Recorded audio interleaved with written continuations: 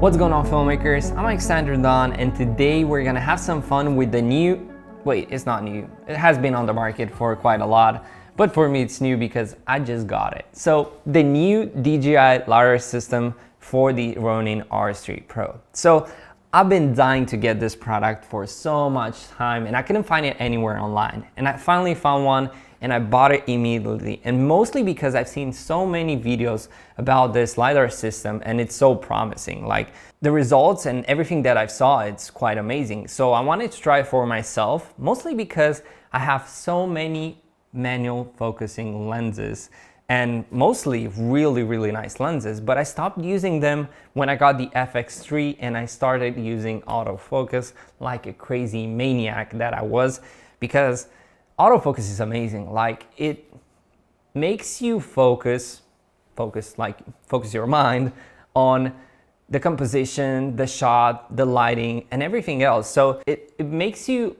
worry less whenever you are on set, because it really does. Like it helps me quite a lot, especially on my workflow nowadays. I can put this on a gimbal and not worry about anything.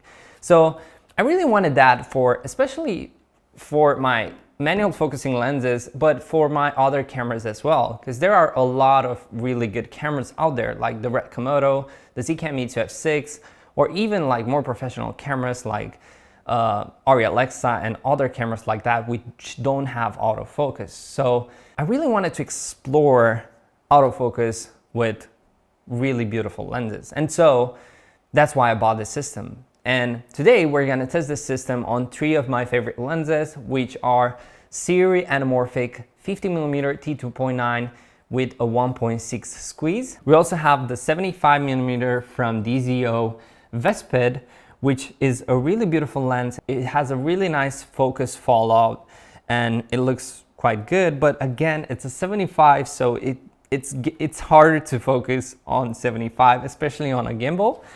And last but not least, it's an Ironglass 58mm, which is a rehouse version of a Helios 44-2 with anamorphic bokeh installed in. So this one will be the best one so far, I guess.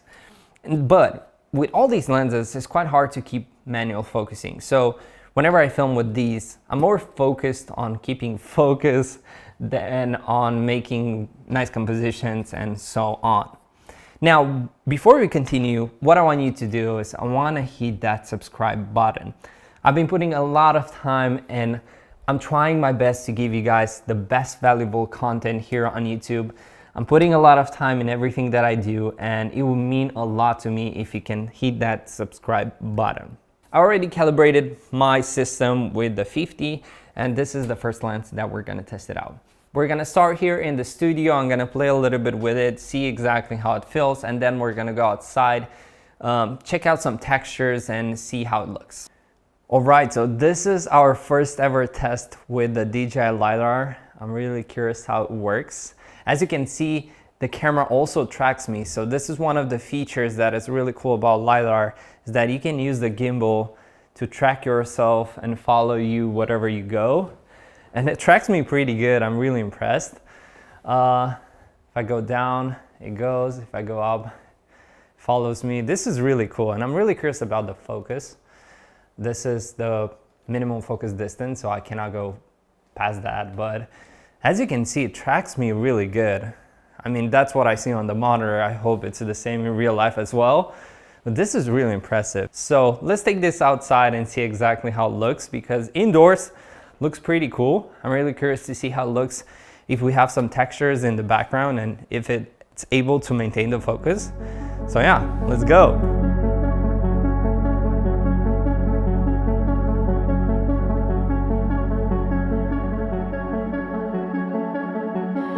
Flying above the sun, flying above the sun. Flying above the sun, flying above the sun. Oh.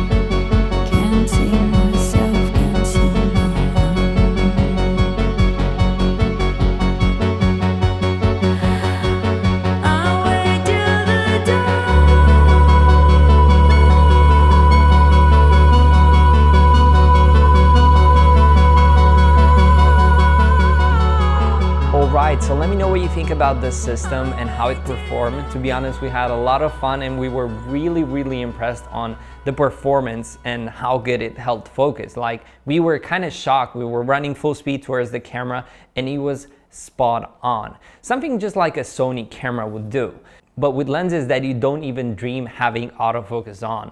So it was really a different kind of experience. I was really excited to shoot everything. What I realized with it is that if you have a filter that is a little bit bigger, it might interfere with it. So when we tested out the 75mm, we had to put a matte box in front of it, and it kind of affected a little bit its performance. It didn't work as good as it did with the Ironglass and the Sirui lens.